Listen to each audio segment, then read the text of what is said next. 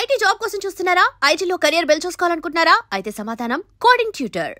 ఇప్పుడు కాదు 10 సంవత్సరాల తర్వాత కూడా మీరు జవాబు ఇవ్వాల్సిందే. You have to say why you did it. మీరు అది చెప్పండి, మీరు ఎందుకు చేశారు, మీ అది కరెక్టా కాదా అని మనం తర్వాత డిబేట్ చేద్దాం. కానీ ఆ రోజు ఇచ్చిన జడ్జ్మెంట్తో ఎంతమంది చనిపోయారో వాళ్ళ ఫ్యామిలీస్కి మీరు ఏం చెప్తారు? అది justice Sudarshan Reddy has to make a statement. ఇప్పుడు రిటైర్డ్ జడ్జిలందరూ కలిసి ఒక లెటర్ అయితే రాశారు. ఇప్పుడు మీరు చేసినటువంటి కమెంట్స్ వల్ల న్యాయ వ్యవస్థ మీద నమ్మకం పోతోంది, ఆరోపణలు అనుమానాలు వచ్చేలా ఉన్నాయి అనేటువంటి మాటని ఓపెన్ లెటర్ రాశారు కదా సార్. అంటే గతంలో తీసుకున్నటువంటి ఒక నిర్ణయాలు జడ్జిమెంట్స్ అప్పుడే ఎందుకు స్పందించలేదు ఇంతకాలం తర్వాత? అంటే అక్కడ బాధితులకు ఆ న్యాయం జరిగి ఉంటుంది, లేకుంటే జరగాల్సినటువంటి న్యాయం జరగలేదు అనుకున్నప్పుడు అది కూడా ఎలక్షన్స్ టైంలో ఇప్పుడు మాత్రమే ఎందుకు బయటకు రావాల్సి వచ్చింది? దీనికన్నా ముందు కూడా ఆ టైంలో if go back to the old media, అప్పుడు టెలివిజన్ లేకుండే, అప్పుడు సోషల్ మీడియా లేకుండే టైంలో, కానీ అప్పుడున్న చాలామంది క్రిటిసైజ్ చేశారు. కానీ అప్పుడు బీజేపీ ఇంత పవర్ఫుల్ పొజిషన్లో లేరు. Okay, as they are today. So డెఫినెట్గా క్రిటిసైజ్ చేశారు. నేను ఒకటే మాట వీళ్ళని అడుగుతున్నాను, మరి మీరు చెప్పారు కదా 15 జడ్జెస్ రాశారు రిటైర్డ్. బీజేపీ వాళ్ళు 30 వాళ్ళు తీసుకొస్తారు రేపు రిటైర్డ్ వాళ్ళ జస్టిస్ సుదర్శన్ రెడ్డి వ్యతిరేకంగా స్టేట్మెంట్ ఇచ్చి అప్పుడు చూడండి, అప్పుడు వీళ్ళు అంటారు వీళ్ళంతా కాంప్రమైజ్ అయిపోయారు, అమిత్ షాకి అమ్ముడు పోయారు అని చెప్పేసి చెప్తారు. That is not the point. The point is just simple. Supreme court తీసుకోండి. సుప్రీంకోర్టు ప్రెసిడెన్షియల్ రెఫరెన్స్లో ఎన్ని రోజులు గవర్నర్ కానీ ప్రెసిడెంట్ కానీ బిల్ మెయింటైన్ చేసుకోవచ్చు, దాని తర్వాత సైన్ చేయాల్సిందే, డిలే కాకూడదు. బ్రేక్ డౌన్ ఆఫ్ జస్టిస్ వస్తుందన్నారు, బ్రేక్ డౌన్ ఆఫ్ అడ్మినిస్ట్రేటివ్. అంటే మీరు ఒక అసెంబ్లీ పాస్ చేసిన రెజల్యూషన్ మీరు సైన్ చేయకపోతే అది ల్యాప్స్ అయిపోతుందని. ఇదే సుప్రీంకోర్టు జడ్జెస్ దగ్గర అడగండి, మీ దగ్గర ఇన్ని కేసులు పడి ఉన్నాయి కదా, మీరు కూడా ఒక డెడ్ లైన్ పెట్టండి. ఈ కేసు 3 నెలల కన్నా, ప్రతి కేసు 3 నెలల లోపల డిసైడ్ అయిపోతుందని చెప్తే ఎందుకు చేయట్లేదు? మీరు రిటైర్ అయిపోయి, మీ తర్వాత వచ్చిన చీఫ్ జస్టిస్ రిటైర్ అయిపోయి 10 సంవత్సరాలు 20 సంవత్సరాలు 30 సంవత్సరాల నుంచి కేసులు నడుస్తున్నాయి. మళ్ళీ మీకు డెడ్ లైన్ లేదండి. ఓన్లీ ప్రెసిడెంట్కి గవర్నర్కే డెడ్ లైన్ ఉంటుందా? Justice delayed is justice denied.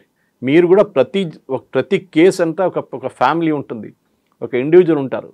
మీరు వాళ్ళకి జస్టిస్ ఇవ్వట్లేదు. మీరు 10 సంవత్సరాలు మీ మీద అకౌంటబిలిటీ లేదు, కానీ మీరు అందరి మీద అకౌంటబిలిటీ చెప్తారు. ఇది అడగాల్సిన ప్రశ్న.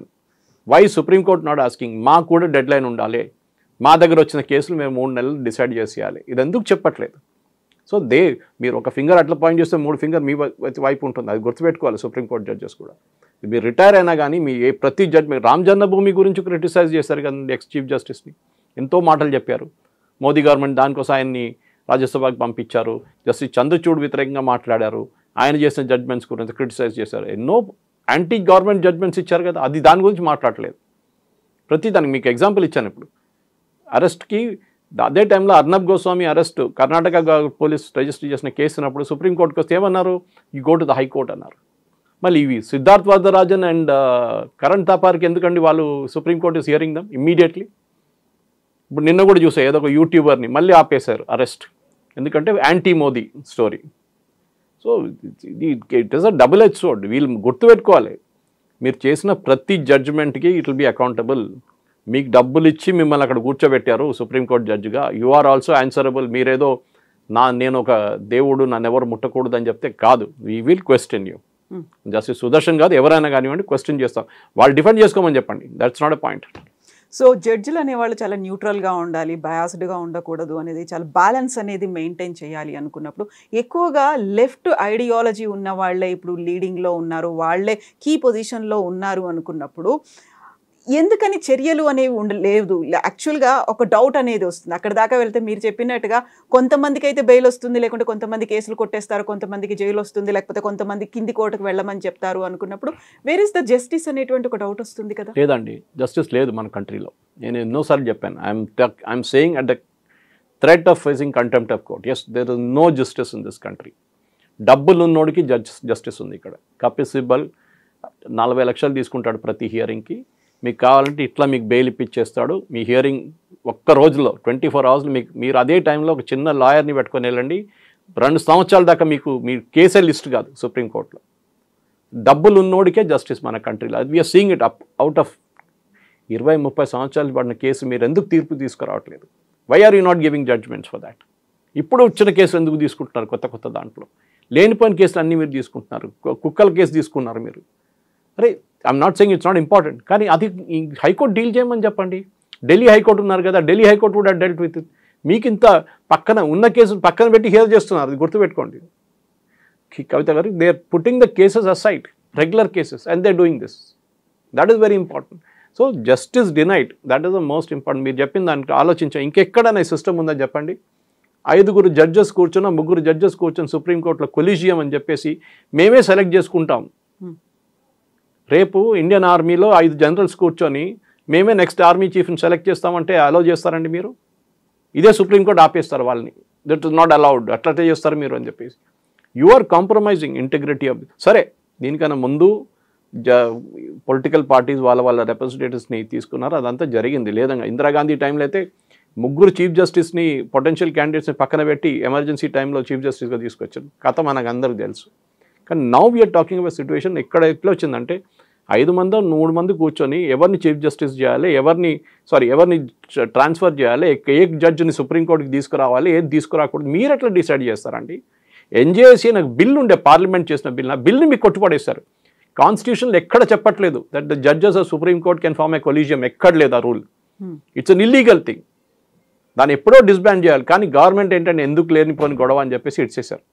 ఎందుకంటే ఏం చేసినా కానీ గవర్నమెంట్ వీళ్ళేమంటారు, లేలే మీ ఫేవరెట్స్ని పెట్టుకున్నారు. యూఎస్లో ఇంత మాట్లాడతారు కదా మనం, ఫ్రీడమ్ ఆఫ్ ఎక్స్ప్రెషన్, అది ఇది యూఎస్ ఇస్ అ మోడల్ అని చెప్పేసి. యూఎస్లో ప్రతి ప్రెసిడెంట్ అపాయింట్ చేసిన పొలిటికల్ అపాయింటీ ఉంటుంది. ప్రెసిడెంట్ అపాయింట్ చేస్తారు. ఒబామా అపాయింట్ చేసిన జడ్జిలు ఇంకా ఉన్నారు సుప్రీంకోర్టులో, యూఎస్ సుప్రీంకోర్టులో. క్లింటన్ అపాయింట్ చేసుకున్న జడ్జెస్ ఉన్నారు, బుష్ అపాయింట్ చేసిన జడ్జెస్ ఉన్నారు, ఈవెన్ బైడెన్ అపాయింట్ చేసిన జడ్జెస్ ఉన్నారు, ఇంకా ఈవెన్ ట్రంప్ అపాయింట్ చేసిన జడ్జెస్ కూడా ఉన్నారు, లాస్ట్ టర్మ్లో అపాయింట్ చేసిన. సో అక్కడ పొలిటికల్ సిస్టమ్ నడుస్తుంది. Judges are appointed by the government యూఎస్లో. ఇక్కడ మన దగ్గర చేస్తే అయ్యో గవర్నమెంట్ అపాయింట్ చేస్తున్నారు, మోదీ గారిని చంచాలను పెట్టుకున్నారు జడ్జెస్ అని చెప్తారు. అప్పుడు అంటే మీరు ఇందిరాగాంధీ టైంలో మీరు అది మాట్లాడలేదే కాంగ్రెస్ వాళ్ళు? డెఫినెట్లీ కొలీజియం సిస్టమ్ ఇది illegal. Correct, checks and balances ఉండాల్సిందే. గవర్నమెంట్ ఒక్కరే కాదు, మన సిబిఐ డైరెక్టర్ సెలెక్షన్ చేస్తున్నట్ల మీరు chief justice, leader of opposition and prime minister కూర్చొని జడ్జెస్ సెలెక్షన్ డిసైడ్ చేసుకోవచ్చు. కానీ మీరు 5 మంది కూర్చొని డిసైడ్ చేయలేరు. It is a illegal thing total. యాక్చువల్గా ఆపరేషన్ కగార్కి సంబంధించి ఇప్పుడు పెద్ద ఎత్తున జరుగుతోంది. ఆపరేషన్ కగార్ అనేది కూడా నక్సల్స్ని బలవంతంగా అణచివేయాలని చూస్తున్నారు. ఇప్పుడు మనం ఏదైతే సల్వాజూడం గురించి మాట్లాడుకున్నామో ఆపరేషన్ కగార్ కూడా అలాంటిదే. ఒకవేళ మీరు ఏదైనా బలవంతంగా అణచాలని చూస్తే అది ఇంకో చోటికి వెళ్తుంది, ఇంకో చోట ఇంకో రూపంలో వ్యాప్తి చెందుతుంది అని అమిత్ షా అయితే చాలా క్లియర్గా మార్చి 26 కల్లా చివరి మావోయిస్ట్ని కూడా మేము అంతం చేస్తాము, డెత్ బెడ్ మీద వాళ్ళు ఉన్నారు, ఆఖరి శ్వాస పీల్చుకుంటున్నారని చెప్పినప్పటికీ అక్కడ కూడా హ్యూమన్ రైట్స్ ఇష్యూస్ అనేవి వస్తున్నాయి కదా. హ్యూమన్ రైట్స్ ఇష్యూస్ ఎప్పుడు చూడండి వన్ వే స్ట్రీట్ లాగా ఉంటుంది. నక్సలైట్స్ ఎవరన్నా ఆర్డినరీ ఒక సర్పంచ్నో ఆ విలేజ్లో నాకు పోలీస్ ఇన్ఫార్మర్ అని చంపినప్పుడు ఈ హ్యూమన్ రైట్స్ వాళ్ళు ఎవరు కనిపించారు మీకు. అప్పుడు నక్సలైట్ని చంపినప్పుడు హ్యూమన్ రైట్స్ వాళ్ళు అందరు లేసేస్తారు. ఆ టైంలో టెర్రరిస్ట్ని చంపినప్పుడు వచ్చేస్తారు హ్యూమన్ రైట్స్ ఏమైందని చెప్పి. అందరికి హ్యూమన్ రైట్స్ ఉందండి. ఇవాళ నేను చూసాను పొద్దున సుప్రీంకోర్టు నిన్న ఒక హియరింగ్లో షాకింగ్, ఒక ఆయనకి డెత్ సెంటెన్స్ ఇచ్చారు. ఒక కిల్లర్కి 4 వయసు అమ్మాయిని రేప్ చేసి చంపిన ఒక ఆయనకి డెత్ సెంటెన్స్ ఇచ్చారు. అది లోవర్ కోర్ట్ నుంచి మొదలైంది 20 సంవత్సరాల ముందు ఎక్కడో. లాస్ట్లో సుప్రీంకోర్టు దాకా వచ్చి ఐ థింక్ 2017లో సుప్రీంకోర్టు కన్ఫర్మ్ చేశారు ఎస్ డెత్ సెంటెన్స్ అని. ప్రెసిడెంట్ దగ్గర వెళ్ళింది, ప్రెసిడెంట్ రిజెక్టెడ్ ద అపీల్. అప్పుడే ఉరి తీసేయాలి ఉన్నాయని, you should been hung then. ఇప్పుడు సుప్రీంకోర్టుకి వచ్చి సుప్రీంకోర్టు ఏమంటున్నారు, కాదు అది మొత్తం ప్రాసెస్ ఫాలో చేసామా లేదా అని మనం చూడాలని. మీరు మాట్లాడుతున్న ఇదే హ్యూమన్ రైట్స్. మొత్తం ఒక పాత జడ్జ్మెంట్ ఉంది, మనోజ్ కేసు ఒకటి ఉంది, ఆ జడ్జ్మెంట్లో ఉన్న పారామీటర్స్ ఫాలో చేశారు ఆ డెత్ సెంటెన్స్ కోసం. ఈ 4 వయసుల అమ్మాయిని రేప్ చేసి చంపిన ఆ అమ్మాయికి హ్యూమన్ రైట్స్ లేదండి. ఈ కిల్లర్స్కి హ్యూమన్ రైట్స్ ఉందా? అదే అడుగుతాను సుప్రీంకోర్టు దగ్గర. మీకు ఇంకా పనేం లేదా సుప్రీంకోర్టు జడ్జెస్కి? ఒక ఆయన ప్రూవన్ కేస్ సుప్రీంకోర్టే రిజెక్ట్ చేశారు, రివ్యూ రిజెక్ట్ చేశారు, దాని తర్వాత ప్రెసిడెంట్ దగ్గర ప్రెసిడెంట్ రిజెక్ట్ చేశారు. దాని తర్వాత మళ్ళీ మీరు తీసుకొస్తున్నారు యసీన్ మలీకి ఇట్లాంటి వాళ్ళని అందరినీ మీరు చూస్తున్నారు. వాళ్ళ కోసం ఏ హ్యూమన్ రైట్స్ ఉండదు, అన్నీ వాళ్ళకి ఇచ్చేస్తారని. ఇది ప్రాబ్లం. కశ్మీరీ టెర్రరిస్ట్ కానీ ఎవరైనా కానీ రాత్రిపూట 1 గంటకు డోర్ ఓపెన్ చేసి ఇయర్ చేసిన సుప్రీంకోర్టు ఇది. మళ్ళీ మీరు ఆర్డినరీ సిటిజన్స్కి ఎందుకు చేయట్లేదండి? అది వాళ్ళకి హ్యూమన్ రైట్స్ లేదండి? మన దగ్గర ఎంతోమంది నక్సలైట్స్ చంపిన ఫ్యామిలీస్ ఉన్నారు మన దగ్గర, వాళ్ళకి హ్యూమన్ రైట్స్ ఎవరు అడగట్లేదే. పోలీసు వాళ్ళని చంపారు, ఉమేష్ చంద్ర కానివ్వండి, కేఎస్ వ్యాస్ గారు అని, వాళ్ళకి హ్యూమన్ రైట్స్ లేదండి. It's 2 way street, 1 way street కాదు ఇది. సో డెఫినెట్గా ఇప్పుడు ఇక్కడ నడుస్తున్న పెద్ద పెద్ద మేధావులు కానివ్వండి, ప్రొఫెసర్ హర్గోపాల్ కానివ్వండి, మిగతా వాళ్ళు కానివ్వండి, ప్రొఫెసర్ కోదండరామ్, ఇట్లాంటి వాళ్ళందరూ మాట్లాడతారు. వరవర్రావు గారు ఉన్నారు దీనికన్నా ముందు. వీళ్ళందరూ మాట్లాడి human rights only human rights next rights గురించి మాట్లాడతారు. హ్యూమన్ బీయింగ్స్ కూడా ఉంది. మిగతా చోట్ల ఎవరిని చంపారో వాళ్ళకు కూడా హ్యూమన్ రైట్స్ ఉంది. అది గుర్తుపెట్టుకోవాలి వీళ్ళు. అది ఆపరేషన్ కగార్ కానీ ఎక్కడైనా కానివ్వండి. నేను దీనికన్నా ముందు మీకు ఎక్స్ప్లెయిన్ చేశాను. నెక్స్ట్ రైట్ చేతిలో పోలీసులను చంపేస్తారు. పోలీసుల చేతిలో నెక్స్ట్ రైట్ అయితే వాళ్ళు కూడా చంపేస్తారు. కథం 2-way స్ట్రీట్. అది జస్టిస్ లేదు 2 సైడ్లలో. కరెక్టే, ఐ యాక్సెప్ట్ ఇట్. కానీ that is the law of the jungle అంటాం మన ఇంగ్లీష్లో. ఆటవిక న్యాయం ఏం చేయలేం. మీకు చేతులు దొరికితే వాళ్ళు ల్యాండ్ మైన్ బ్లాస్ట్ చేసి ఎంతమంది చంపారు మనం చూసాం. దీనికన్నా ఒక 74 మంది సిఆర్పిఎఫ్ని చంపారు ఒకసారి ఛత్తీస్గఢ్లో. అప్పుడు పండగ చేసుకున్నారు జేఎన్యూలో, జవహర్లాల్ యూనివర్సిటీలో సెలబ్రేషన్ చేశారు. ఆలోచించండి, మన సోల్జర్స్ని మన సిఆర్పిఎఫ్ వాళ్ళని నెక్స్ట్ రైట్ చంపితే పండగ చేసుకున్నారు జేఎన్యూలో. అప్పుడు ఎక్కడ పోయిందండి హ్యూమన్ రైట్స్? ఆ 74 ఫ్యామిలీలు వాళ్ళ వైఫ్స్ కానీ వాళ్ళ పిల్లలకి ఎవరు హ్యూమన్ రైట్స్ చెప్పారండి? అప్పుడే వాడు హ్యూమన్ రైట్స్ గురించి అడగట్లేదు. అప్పుడు ఎవరు పోస్ట్మార్టం గురించి అడగట్లేదు. ఎవరు వీడియో ఫిల్మ్ చేయాలని అడగట్లేదు. కానీ ఇటువైపు వస్తే మొత్తం హ్యూమన్ రైట్స్ వచ్చేస్తారు. దానికి రెడీగా కోర్టు కూర్చుంటారు. హియరింగ్ రాత్రికి రాత్రి హియరింగ్ పెడతారు. ఒక నార్మల్ పర్సన్కి ఈ కంట్రీలో జ్యుడిషియల్ సిస్టంలో అస్సలు ప్లేస్ లేదు. మీరు సుప్రీంకోర్టుకి వెళ్ళండి ఒకసారి, మీకు తెలిసిపోతుంది. అప్పుడు లక్షలు ఖర్చు పెట్టాల్సి వస్తుంది. మీరు అడ్వకేట్ అని రికార్డ్ తీసుకోవడం మీరు లక్షలు ఇవ్వాల్సి వస్తుంది. దాని తర్వాత మీ జ్యుడిషియల్ ఆఫీసర్ ఒక్క స్ట్రోక్లో సుప్రీంకోర్టు హియరింగ్ పోస్ట్పోన్, కథం, నెక్స్ట్ హియరింగ్ సంవత్సరం తర్వాత అయిపోయింది. మీరు ఇంత డబ్బులు పెట్టి ఖర్చు పెట్టి ఢిల్లీ దాకా వెళ్ళి హోటల్లో ఉండి అడ్వకేట్కి డబ్బులు ఇచ్చిన తర్వాత మీ హియరింగ్ కూడా మీరు పట్టించుకోవాలి. వాళ్ళు ఒక 5 సెకండ్స్లో డిస్పోజ్ చేసిస్తారు మిమ్మల్ని. ఎందుకంటే you are not Kapil Sibal, you are not Abhishek Manu Singhvi, మీరు వృందా గోవర్ కాదు. వాళ్ళు వస్తే వింటారు సుప్రీంకోర్టు. వాళ్ళకి హ్యూమన్ రైట్స్ ఉంది. వాళ్ళకున్న క్లయింట్స్ని ఇమ్మీడియట్గా రిలీఫ్ ఇస్తారు. నార్మల్ సిటిజన్కి అసలు ఎవ్వడు పట్టించుకోడు ఈ కంట్రీలో. That is the problem. NJAC ఏ రోజు రిజెక్ట్ చేశారో సుప్రీంకోర్టు, ఆ రోజు నుంచి ఒక డెస్పాటిక్ సిస్టమ్, 1-way ట్రాఫిక్ మొదలైంది సుప్రీంకోర్టులో. ఎవరు జడ్జెస్ కావాలంటే వాళ్ళే అపాయింట్ చేసుకుంటున్నారు, ఎవరు కావాలంటే వాళ్ళే జడ్జ్మెంట్లు ఇచ్చుకుంటున్నారు, అన్నీ చేస్తారు వీళ్ళు. 4 సంవత్సరాలు నా అమ్మాయిని రేప్ చేసిన మనిషికి హ్యూమన్ రైట్స్ గురించి మాట్లాడుతున్నారు ఇదే సుప్రీంకోర్టు. సో ఇది ప్రాబ్లం అన్నమాట వీళ్ళకి. సో వీళ్ళకి రాహుల్ గాంధీ లాంటి వాళ్ళకి చెప్పడానికి చాలా ఈజీ. ప్రెషర్ పెట్టారు దానికోసం ఆపేసామని చెప్పేసి. ఎన్నిసార్లు యూఎస్ మన మీద ప్రెషర్ పెట్టారు మనకే తెలుసు. షిమ్లా అగ్రిమెంట్ ఎవరు చేయించారండి? ఇందిరాగాంధీతోని, జుల్ఫికర్ అలీ భుట్టోతోని. దానికన్నా ఒక సంవత్సరం ముందు బంగ్లాదేశ్ లిబరేట్ చేసిన మనిషిని 1 year తర్వాత మొత్తం ఇచ్చిన ల్యాండ్లన్నీ మనం ఇచ్చుకోవాల్సి వస్తుంది, including Haji Pir. 1600 square kilometers we return to Pakistan Shimla అగ్రిమెంట్లో. ఎందుకు ఇచ్చారంటే స్ట్రాంగ్ లేడీ, ఐరన్ లేడీ, ఎందుకంటే యూఎస్ డిక్టేట్ చేశారు you have to give back this land అని చెప్పేసి. హాజీపీర్ అనేది చాలా పెద్ద హైట్లో ఉన్న మౌంటైన్.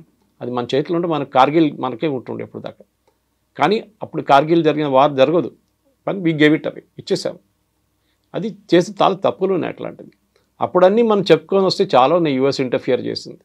కేజీబీ ఇంటర్ఫియర్ చేసింది దానికన్నా ఎక్కువ. కేజీబీలో మిట్రోకిన్ ఆర్కైవ్స్ చూస్తే మీరు, one of the spice who defected to US, his name is మిట్రోకిన్. ఆయన రాసిన ఒక పుస్తకం ఉంది మిట్రోకిన్ ఆర్కైవ్స్ అని చెప్పి. దాంట్లో ఓపెన్గా చెప్తున్నారు ఇందిరాగాంధీ క్యాబినెట్లో 3 మంత్రులు union ministers were KGB spice.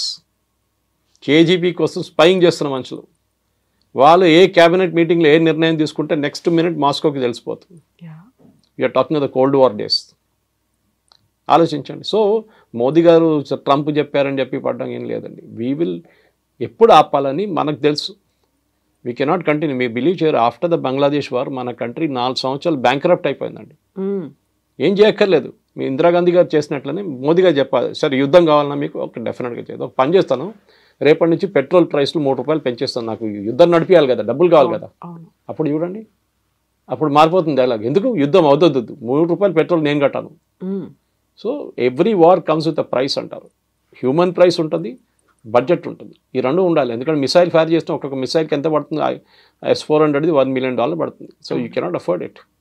So కావాలంటే నడిపిస్తాం, కానీ ఏమండి what is the end? Russia Ukraine కొట్టుకున్నట్లు కొట్టుకుంటే పోతాం, వాళ్ళు మన మీద వేస్తారు, మనం వాళ్ళ మీద వేస్తాం, మళ్ళీ వాళ్ళు మన మీద వేస్తారు. చిన్నపిల్లల ఆట కాదు కదా. So you have to have that maturity. అదే మళ్ళీ రిటర్న్ అదే పాయింట్కి వస్తాం అనమాట. ఎమోషనల్ మెచ్యూరిటీ లేదు.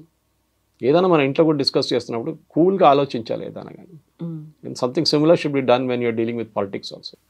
సో ఇప్పుడు మనం పాకిస్తాన్ నుంచి ఇక్కడికి వచ్చిన వాళ్ళు అక్రమంగా ఉన్నారు, లేకుంటే వీసా గడువు ముగిసిపోయింది, ఇమ్మీడియట్గా వాళ్ళని పంపించేసాము ఒక డెడ్ లైన్ అనేది పెట్టుకొని. ఇప్పుడు అలాంటి గడువే మే 30 వరకు ఉంది. వివిధ దేశాల నుంచి అక్రమంగా మన దగ్గరకు వచ్చిన వాళ్ళు అథెంటిక్గా వాళ్ళు ఉంటే ఓకే, అదర్వైజ్ మీరు వెళ్ళిపోండి అనే మాట.